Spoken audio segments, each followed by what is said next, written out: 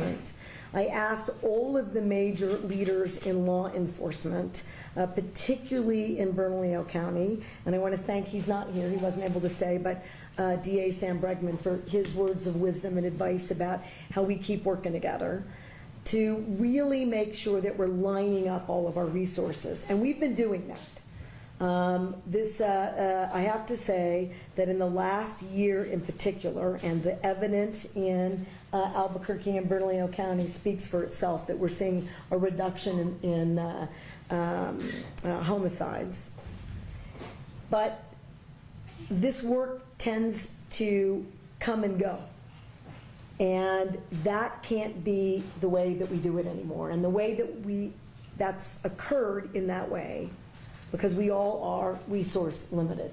So we've determined today, and I want to thank you, and I'll introduce everyone around the table, that we don't need any more resource limitations conversations. We need to use the power of a public health and a state of emergency to access different levers, different resources, and different opportunities to keep New Mexicans safe.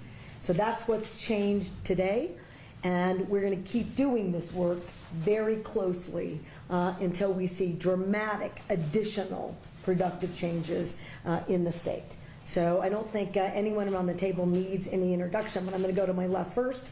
With me today is Chief Harold Medina from the Albuquerque Police Department. Chief, thank you. We have the Bernalillo County Sheriff, John Allen. We also have Commander Hernandez from the Albuquerque Police Department. To my right, we have the Deputy Secretary, Baker, from the Department of Public Safety.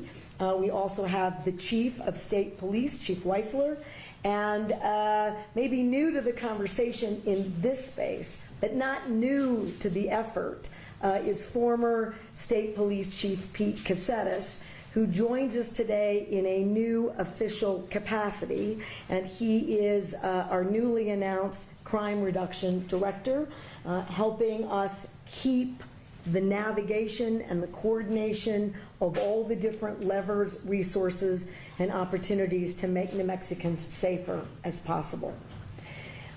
What I have in the public health order is not agreed to by every member sitting at this table, nor was it developed with all of their expertise at the front end.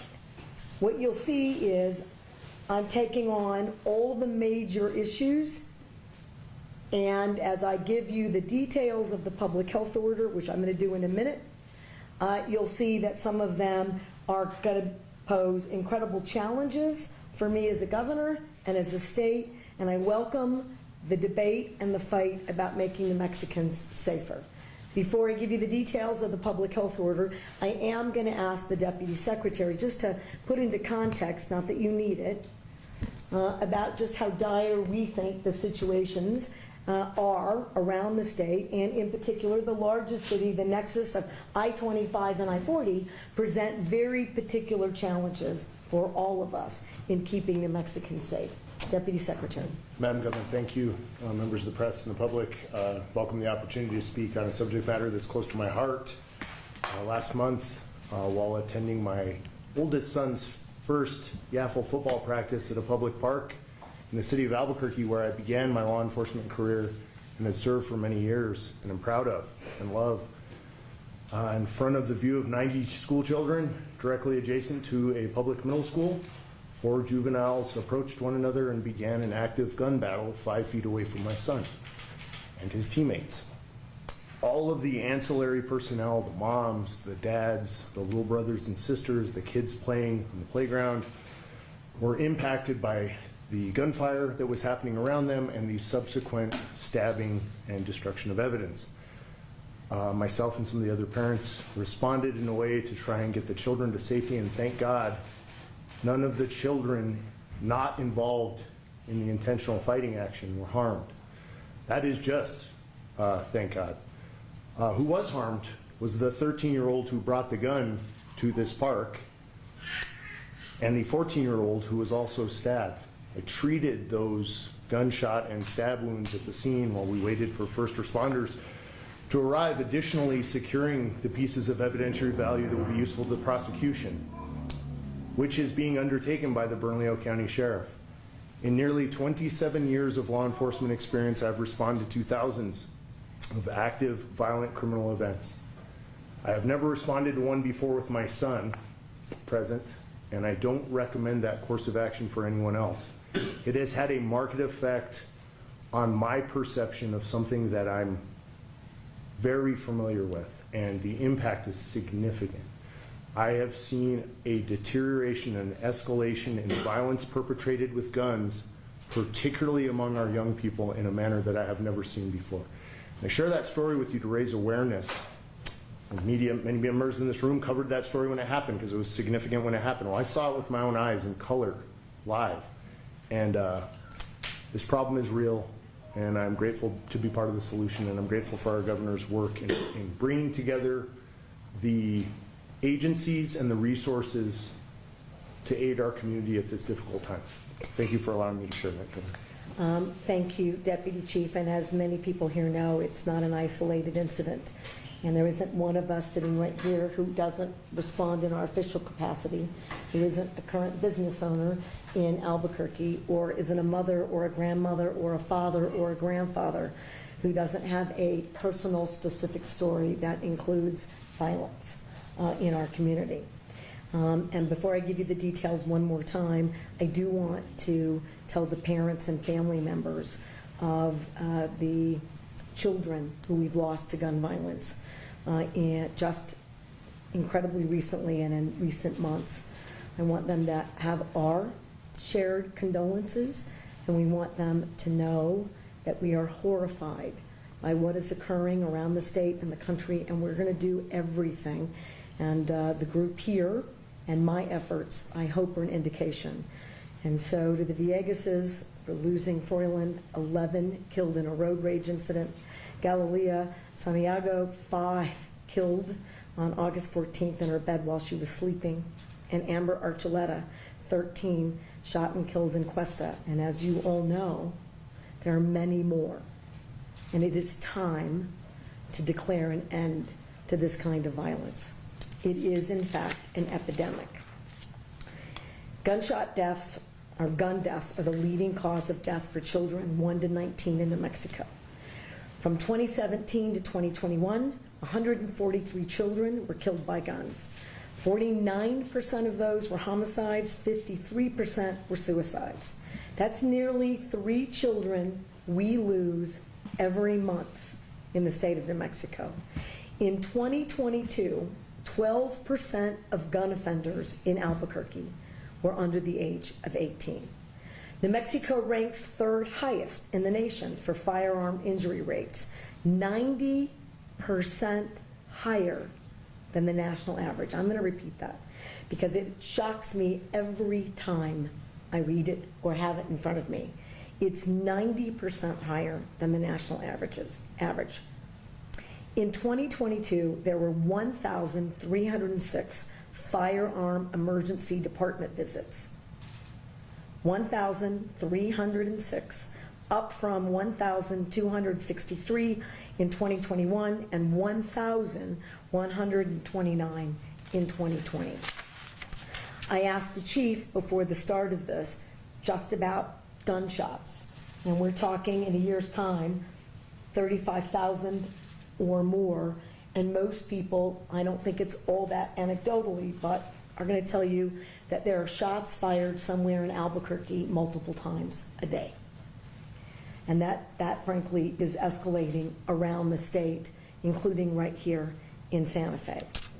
So in this public health order, which is effective today, September 8th, which lasts 30 days, and then we'll, like all the other public health orders, we will either amend or renew or adjust depending upon where we are. So effective immediately, no person other than a law enforcement officer or licensed security officer shall possess a firearm, either openly or concealed, within cities or counties, averaging 1,000 or more violent crimes per 100,000, and more than 90 firearm-related emergency department visits. So to put that in sort of a layman's terms, for 30 days in Albuquerque and Bernalillo County, it's the only place that meets both those standards. Statewide order, but only one place meets both criteria, where we have far too many ER gunshot visits and we have far too many crimes involving firearms. We are suspending open and concealed carry. The purpose is to try to create a cooling off period while we figure out how we can better address public safety and gun violence. Now, I am sure as I go through the rest of this, there are going to be a lot of questions about whether or not we think we have the legal rights to do that. I am sure that before you write this, there will be a legal challenge. And I can't tell you that we win it, given all of the different challenges to gun violence laws and restrictions on individual firearm access and control. I think it's time we have a really strong debate about all the other constitutional rights. No one right now in New Mexico, and particularly in Albuquerque, is safe in a movie theater, at a park, at a school, at a grocery store, at an Isotopes game, at the university, at the grocery store, I think I said, getting your prescriptions, at work. You just aren't safe. I can't guarantee it, and neither can the men and the women who put on a uniform every day. In that regard, I think it's time to talk about the absoluteness of the discussion and the current court actions that suggest that the Second Amendment is an absolute right and none of the others are. And I'm sure you're going to ask me what I think my chances are. And again, if it opens up the door to the kinds of public safety that keep kids safe, I'm willing to take it on. In addition to that 30-day suspension, and I want to make sure I clarify that that suspension does not apply to any private property. Responsible gun owners are certainly not our problem, have never been our problem, and I appreciate the impact that this has. But on private property, this has no bearing. But you, on the premises, and it has no application on the premises of a licensed firearm dealer or gunsmith for the purposes of lawful transfer or repair of a firearm. While engaged in the legal use of a firearm at a properly licensed firing range or sport shooting competition venue. While you're traveling to and from a location dealing with your firearms, they have to be in a locked box or they have to have a trigger lock. So that's how we support responsible firearm owners in their daily activities. And the New Mexico Regulation and Licensing Department will conduct monthly inspections of licensed firearm dealers in the state to ensure compliance with all sales and storage laws. We will also make available any of these storage and lock boxes or trigger locks at no charge to individuals who ask us for access to such devices.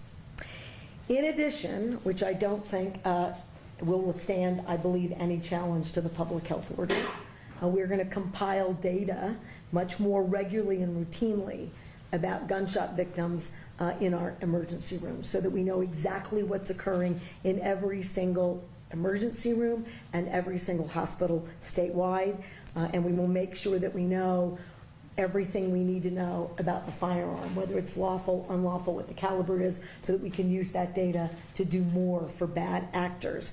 And any other pertinent information will be made immediately available to law enforcement officials. No person other than a law enforcement officer or licensed security officer shall possess a firearm on state property, public schools, or public parks. The New Mexico Department of Health and the New Mexico Environmental Department shall develop a program to conduct wastewater testing for illicit substances, particularly fentanyl, at all public schools and we're likely to make that available to any other public entity and private entities that invite us in for such testing. The Children, Youth, and Families Department shall immediately suspend the Juvenile Detention Alternative Initiative and evaluate their current juvenile probation protocols. And what this means is that while we're really working hard, and we should, to redirect a young person's life out of crime and into a responsible environment. We want our kiddos to graduate from school, we want them to be safe, we want them to be good community members. But when one of these officers is involved in a gun violence situation, and we have a 12 or a 13 or a 14-year-old with a firearm, the notion that there's no accountability here must end until we can figure out exactly what has gone wrong and what we can do better about it. So that is suspended during the term of this particular public health order and likely to extend, if necessary, into another one. The Department of Public Safety shall immediately dispatch additional officers and resources to Bernalillo County and work with the Albuquerque Police Department and Bernalillo County Sheriff's Office to determine the best use of that resources. Unlike the surge, which worked, it wasn't sustained. And the initial surge didn't have all of the operational impacts that it needed, lessons learned, to make sure that we were there in court and the prosecutions were maintained in a productive manner. Those things all addressed, and I should alert our new director that that was a problem in the past, and it's something that we're going to have to make sure that our resources are aligned, including prosecutorial resources, so that we don't let bad actors off the hook because we don't have the right people in the right place with the right information to pursue a prosecution. I think I'm almost done, so we can stand for questions. The Department of Public Safety shall coordinate with local law enforcement agencies and district attorneys' offices to assist in the apprehension of individuals with outstanding arrest warrants. We've added another $10 million to that work. They're doing it. But I think we can leverage more productively across all these jurisdictions, and we have called on the U.S. Marshal's Office to do more. They are doing a ton. We want more, and we're asking AFT, DEA, FBI to all do their part, and I have sent yet another communication to the federal government, and I had a call with the director of the U.S. Marshal Service today that they must create a continued presence in New Mexico, given our gun violence and violent crime situations statewide. We will make sure that the order is broadly disseminated in Spanish and English and any other context to make sure that the public knows exactly where we're headed. Last thing, we also have a declaration for public health emergency for our substance abuse problem, which is part and parcel. So it's making sure that we can draw down resources and apply those resources in every context possible so we can get our arms around this continuing threat to our own public safety, freedoms, way of life in this state. I appreciate that you're all going to help me with the leveraging of resources. I want to state one more time, they did not involve themselves in the drafting of this public health order and are likely not to agree with the totality of the first initial steps, but agree completely that smart leveraging of resources and the declaration of an emergency creates opportunities to work together in a more sustained and meaningful way. And if I didn't say that right, you're free to correct me, of course.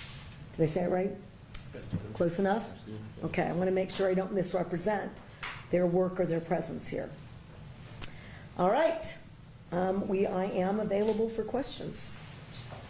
Kevin. Okay, I want to give you a response from what Representative Lane had to say, in particular, and alerting it right from is that despite billions of revenue, the state has not funded meaningful criminal justice reform, including reckless pretrial release policies and behavioral health rehabilitation. What's your response to his criticism? I think his criticism is fair in the context of whether or not we're getting enough of our policymakers to really understand the situation that I think we are currently in, which is incredibly dangerous. I have supported the minority leader, and I got a letter from all of the Republican members of both the state and the House and the Senate about pretrial detention. Well, I didn't need that letter, but I'm grateful for it. When I introduced it over the past several years, and will continue to introduce it, I think following the federal system and having a rebuttable presumption that if it's a repeat and violent offender, that those folks should have no ability to be released pending that rebuttable, right, debate about why they're not too dangerous to be held until the trial. I'll ask for that again, and I have asked for any number of criminal penalty enhancements. Some of them have gotten through. I've asked for any number of gun violence reforms. We've gotten many through the state legislature. I think it would be unfair not to thank them for their courage. And one last thing about that, I'm going to need all the local different jurisdictions to take seriously that they have tools at their disposal, including extreme risk protection orders, that not every jurisdiction, I think, takes very seriously. It's the law, and when someone requests that that be undertaken or evaluated, I would beseech every jurisdiction to do that.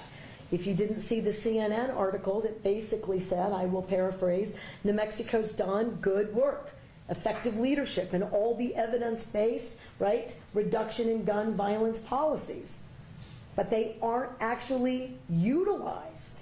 Well, we should be utilizing all of those, and I'm always open to evidence-based strategies that I think will reduce gun violence, including, which they didn't ask for, but I will put on the call, I will ask for another ban on assault weapons, and I should note that not everyone sitting at this table will support that idea either. But it's something that I believe needs to be done around the country, and I hope it gets done in New Mexico. Don't know, Kevin, what my odds are today. We'll have to wait and see, but they're going to be on my call. Matt? How will this gun ban in Albuquerque be enforced, and what will be the penalties?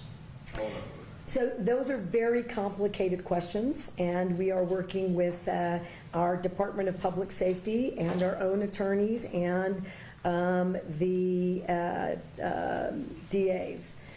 In this context, I've directed a civil order, so I've basically suspended your ability to do that. In this context, we're likely dealing with misdemeanors, and so 4 misdemeanors, if you did it 4 times, is a felony. They're hard to enforce. What I would like to be able to say to the general public, that it's easy to enforce, they're all an automatic felony that go with automatic jail time. That would take a very specific change in the law that doesn't exist. The point here is that if everyone did it and I wasn't legally challenged, you would have fewer risks on the street. And I could safely say to every New Mexican, and particularly those folks living in Albuquerque and Bernalillo County, I believe that you're safer for the next 30 days. We'll have to wait and see, but that would be basically it. Here's the example. And I don't think that APD could arrest anyone under the current situation because they can't enforce civil orders. So if you're out under this order, if it stands, you notice I said if, and I think I've warned everyone that we expect a challenge. Probably while you're writing this, we're getting a challenge, and that's the way it should work. But I have to take a tough, direct stand where basically I'm just ignoring the fact that we lost an 11-year-old, another child. And every single text, call that I get every single day, people with guns on the trails, people with guns and kids in their cars, kids with guns in the parking lots at school, kids with guns at our parks, kids with guns in downtown Albuquerque, adults with guns shooting each other in downtown Albuquerque. And I was horrified to learn that 2 weekends ago, somebody with an automatic weapon was shooting at many other individuals with handguns who appeared to be underage. I don't know, but they were just shooting at each other. I don't know how anyone didn't lose their life or get hurt in that incident. I don't know how that person had my cell phone. But this is the climate that they're responding to. They're not safe. So the state police aren't bound by those same issues and are required to enforce any of the public orders or emergency orders that I have the power to execute. So in having more police presence, assuming there's not a challenge, or there's a challenge and we win, we'd be the only place in America where that happened. So Holly, high bar, let's go. They could make that arrest on that misdemeanor. That's how it would be enforced. And you wouldn't be sending more officers, state police, there would be the same amount of state police officers in Albuquerque and Bernalillo County. We're going to send more, and they're working on those resource allocations, and the person who's going to make sure that we can do that productively is our new director, former Chief of State Police, Pete Casetas. But there's no number on how many? No, we're working on that, but I'd like to refer to it as a significant presence. The nearly 200 million that has been made available for both recruitment and retention, we hope is a significant effort. We've got more police officers. We don't have 1,000 more police officers. So when we do these efforts, it does create a strain in other jurisdictions. But if we manage better and we send a very clear and strong message that what's happening in our state, and particularly today in the largest city, is unacceptable, we believe that we create safer situations around the state. So that's our goal here. Maddie? We'll go to Griffin. You sent direct messages yesterday to Mayor Tim Keller and AG Merrick Garland. Have you heard anything back today from either of those? I have not heard back from the U.S. Attorney General, but I continue to send letters. I did call the White House and speak to Tom Pettis about this issue, because I'm not going to stop until we get the resources that we need. That's my job. Mayor Keller and I have had a conversation today. He stands ready to assist in whatever way, and I think the fact that we've got the police chief who is candid about the things that we could do better in the state police effort, things that we could do better through our juvenile probation and parole, is a strong indication that it's going to take all of us working together, and I got that commitment from the mayor today. And I want to make clear, the mayor has not been in the way. The mayor is not telling us not to do anything. But we have to create a standard where all of us are feeling, I hope, clarity that this has to change, using every tool we can until we've exhausted every idea, every tool, every strategy, every legislative aspect, every bit of it, all together. It cannot stand, and I think that that's the mayor's position as well. He doesn't have the same statewide powers that I do. I can do this. And it also allows the mayor, which I suggested he do, request for emergency funds to apply them through his experts and expertise and his police jurisdictions in a meaningful way. Austin? Yeah, I just wanted to clarify the penalty for violating the civil order. Would it be unlawful carrying of a deadly weapon? You refer to a misdemeanor. Well, I mean, the reason I did that is because it's lawful in New Mexico to have firearms. So in my suspending that, it's not like I can create a new law or a standard.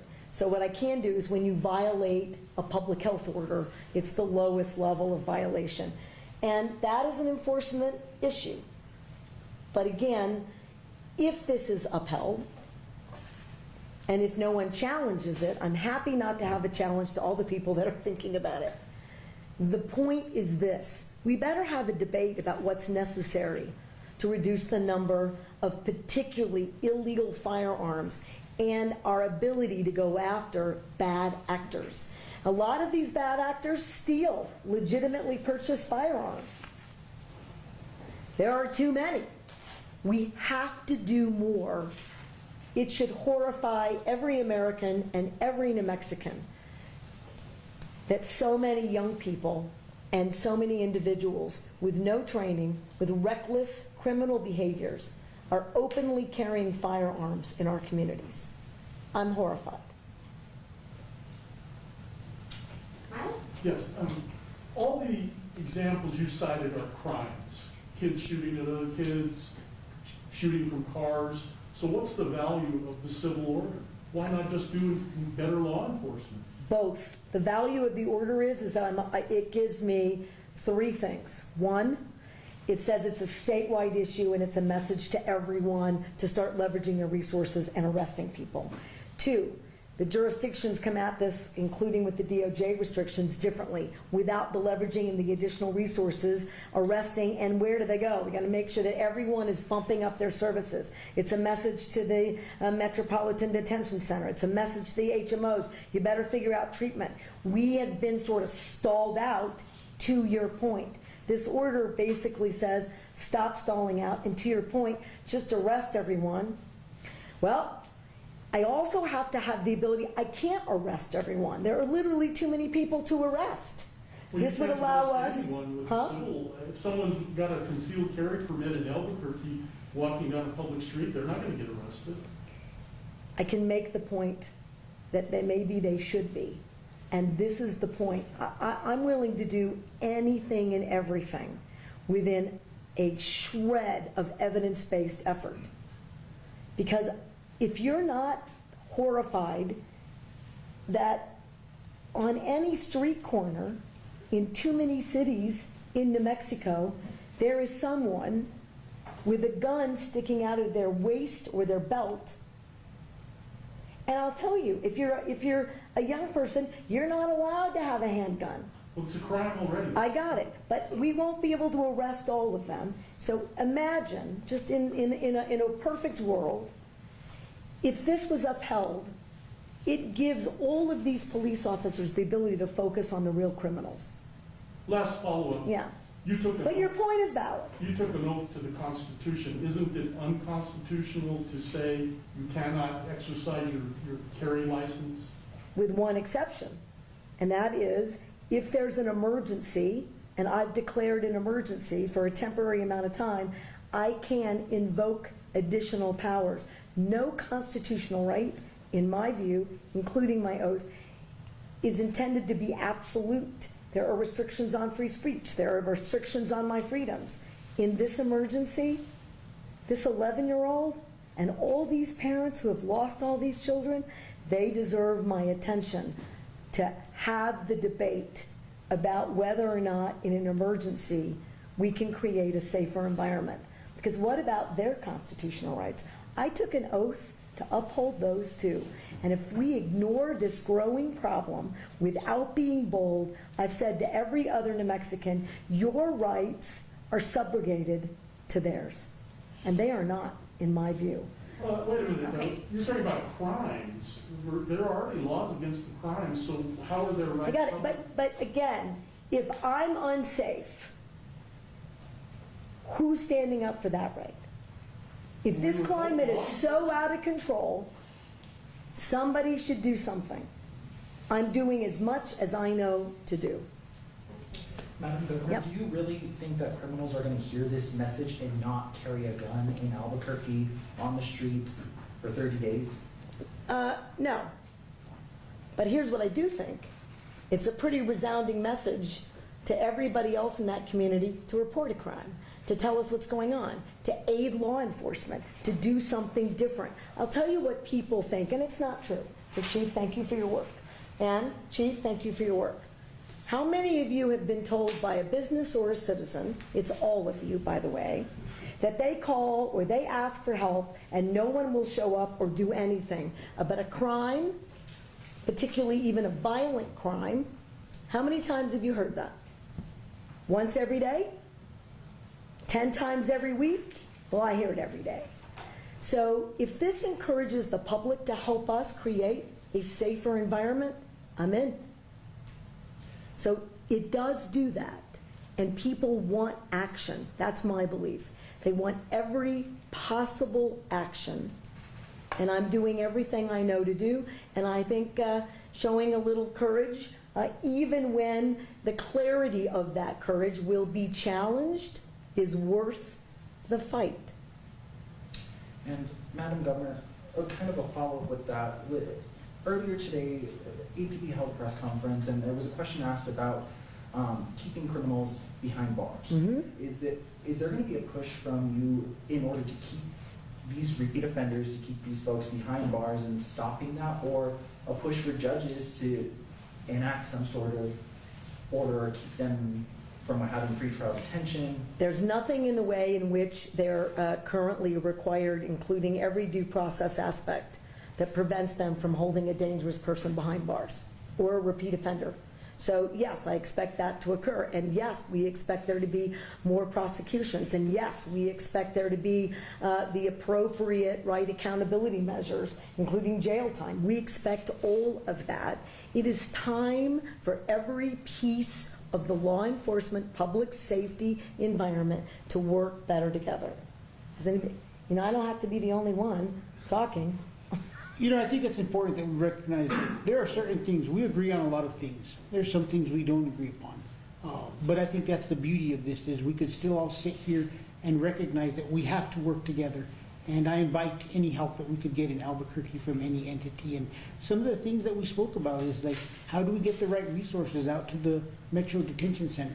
We know that that is the largest mental health facility drug treatment center in the state of Mexico.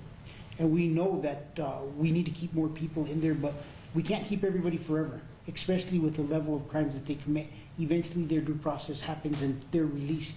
And it does us no good to release them and they're going to fail all over again, because they didn't get the right resources they needed in order to become successful in life. So I think that we're looking at this as a whole, and how we fix people getting treatment, how we keep more people incarcerated with the treatment, how we work together to serve the 5,400 outstanding felony warrants in Bernalillo County. So I think there's a lot of great things that we've discussed, and like the governor said, we don't agree on everything, but that's the beauty of being able to work together, and that's the beauty of us working as one team with one goal, making the city of Albuquerque safe. And I'll add to that. I think it was brought up, I can't remember, I think it was around July 4th, and there was an editorial that I read all kinds of things, and it said, what is the mayor doing, what is the governor doing, what is the AG doing, what is the chief, and what is the sheriff doing to address gun violence? Here you go. And like I said, the chief said before, we had arguments in here before, and we had robust arguments. The whole point is, what can we do, just not for the whole state, but specifically what we're in charge of is Bernalillo County. At the same time, we're not going to tell you every operation that we're doing, but we're not only just tired of it, we're seeing people die in the process of waiting for everything to happen, waiting for everything to be perfect, waiting for all the people power that we're supposed to get for our office or our agency. We can't do that anymore. So we're working together. So here we are. Here's a photo of it, the state police, the APD, the new director, the governor. We have a bunch of resources that we can utilize to make sure that we start making a dent. As far as the question that you had earlier, I said the other day at a press conference with DA Bregman, it's time for tough love. We cannot force people into treatment. But we are telling you, if you are committing a crime in Bernalillo County and we catch you, we're going to force you to get treatment through the criminal justice system. That means the judge has to make a decision whether they stay in jail or whether they add diversion. I'm not going to sit here as the Bernalillo County Sheriff and hope that the person that I see on San Mateo or Wyoming in the central area that has committed a crime, and I hope they go get some help, but we're not going to go ahead and deal with them because we don't want to get in trouble. Those days are over. So again, tough love is coming. We just talked to the MDC chief or the warden to make sure that they're ready. We have to do something now. We can't sit here and have debates. We can't wait for the 30-day session in January. While we do that, people are dying in the process, and we have to make things actionable. Nick, let's just do one more and then wrap it up. So let's say this month goes exactly as you're hoping, you win any challenges to it, you get data that looks really good for the whole thing. I mean, what's after that? What would you hope to follow? I would hope that data, if this holds and it works, then we make a decision whether we can remove the order if the public emergency and the epidemic is over. I bet it's not over in 30 days. So I would guess this group would ask us to modify, to use the data, to identify additional strategies, and to re-execute the order. But these are all things I can't answer yet. Again, the beauty for me is this is the power I have. It allows me to marshal resources on the public health side for drug addiction and drug abuse. It unlocks other emergency funding for leveraging overtime for any number of activities that we don't currently have access to.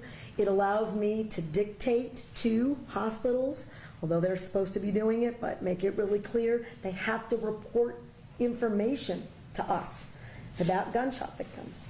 I have to have it. Where did it come from? What do we know about it? Do they know it? What's happening? That collective allows us to do our work smarter and more aggressively. And that is what all of us expect. Because there isn't a single, it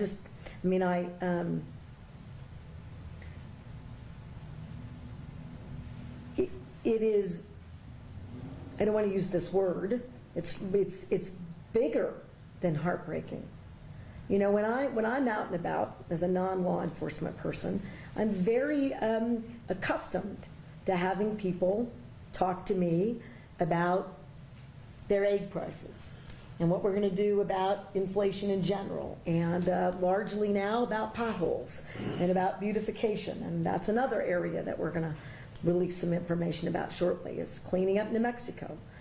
And those are, you know, I'm well postured to talk about and positioned about what we're going to do and to hear their ideas. I don't get any of that anymore. Go, if I may. I just get, I'm not safe. And what are you going to do about it? I'm terrified in my own neighborhood. I talked to someone at 9:30 last night, a former elected official, who had a young person knock on their door at 9 o'clock at night and said, I always open the door. And it turned out that this was a kid waving money for, you know, a sports thing. But for far too long, she was terrified. What happened? You shouldn't be terrified in your own neighborhood. And you are. You're terrified. So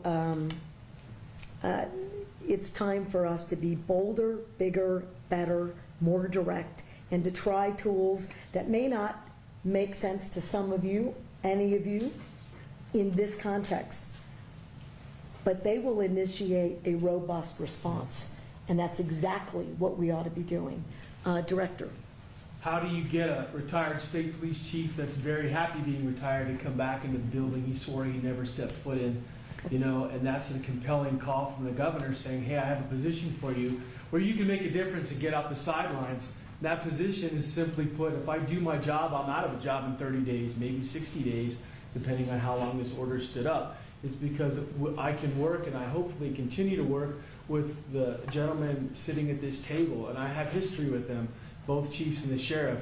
Sometimes not always great, and sometimes great, but the reality is that I want to be, or I'm in a position where I can coordinate the efforts and the resources that the governor's office has available to them to best directly attack the issue at hand. And for me, it's very laser focused. It's violent crime in the metro.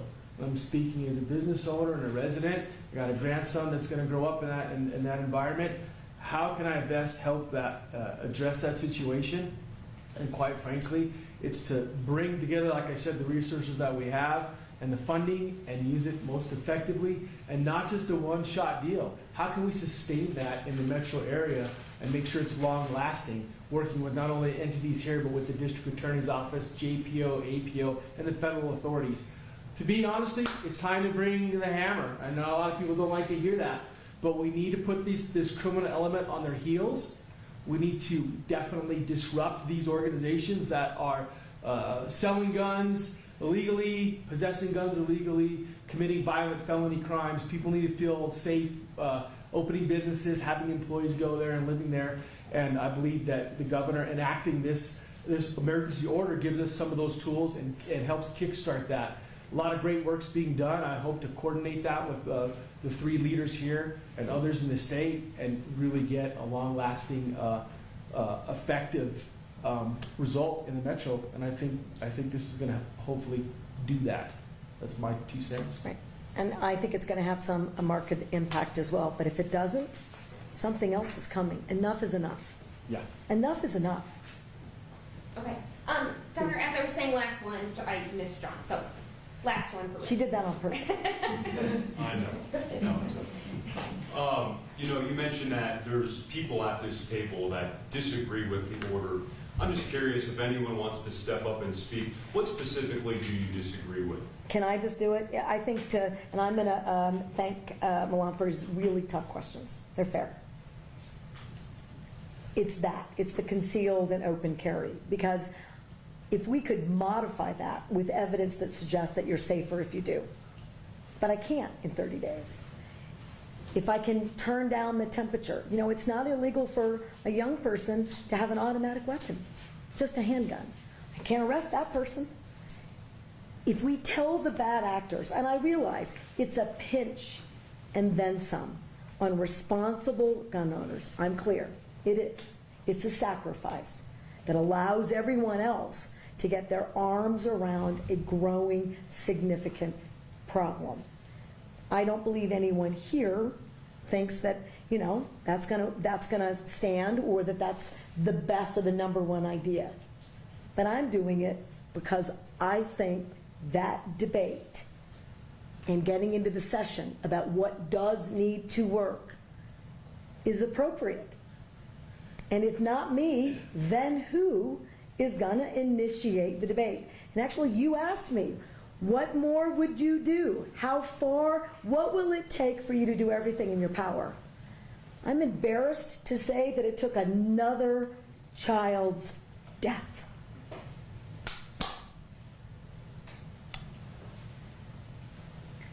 But we're going to keep pushing. So the pressure, in like every other emergency, I didn't pull off a firefighter or stop going into the north until that fire was out.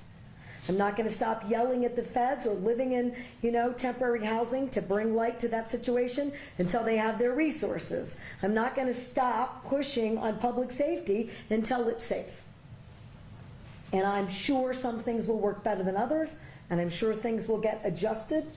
I'm sure I'll get restrictions that make it clear what I can and cannot do, and we keep fighting until every child, every family, every neighbor, every community, every city, every village is the safest it can possibly be in the state of New Mexico. And I want to end with this. I can do all the public health orders and all the emergency orders I want. And if I don't have men and women who are willing to come out of retirement, who stay in their jobs, who deal with unimaginable resource limitations, who have a growing criminal element, who are at risk every single day, who are on every target of every organized crime member's list, I am sure, we have no hope that they get up every day. And if they can get up every day and do this work, I can execute a tough, broad, sweeping challenge to the city that has the most significant issues today, and a challenge to the state that I'm going to work very hard to make sure none of the rest of you find yourself with these two issues that would require us to do even more in your own city. And as I said, there are plenty of neighboring communities that are close. It is growing as a general issue. Thank you for being here today. And New Mexico, let's stay safer. Quick question to Governor Richardson, so next week the funeral. And what do you think about his legacy? And did he help you teach anything to become the governor? There's not many governor people who are actually been governor. Quickly, yeah, look, he was larger than life, and love him, hate him, be somewhere in the middle. When you're an elected official, you're in a position of power. It's tough to make everybody happy. That's what being responsible is. You're not going to win over every issue, every person. But he was also bold and courageous, and I appreciated that working for him. I learned something from every governor. The benefit I have, in my view, maybe other people's perception of my work will be different, is I learned something from every governor I worked for, and every elected leader, and every elected position. But in particular, when people said, you'll never, ever get these economic aspects to be meaningful. Film, space, manufacturing, not true. When people told me that I couldn't have 9 sectors, that not all 9 could perform above the national average, I didn't listen to that. We did all 9, clearly it's 10, they all are. So that wasn't true. If you set your goals high, like this public safety work, the likelihood that you get as close as you can is much higher. I certainly learned that from Governor Richardson, and he took on his critics in the same fair way he took on his supporters. And he created space for the rest of us to have debates about the future of the state. And I think he's going to be really missed. And the last thing is, there isn't anyone from this state or anyone readily that comes to mind around the country that's going to be able to take his position in foreign policy and international work for hostages. And I have no doubt that that's a discomfort for many of us around the country. Thank you so much, everyone. And members of the media, I will get you a printed copy of the public health order shortly, so you can take that with you, and then we'll send out a press release shortly. Thank you. Thank you for asking about Governor Richardson.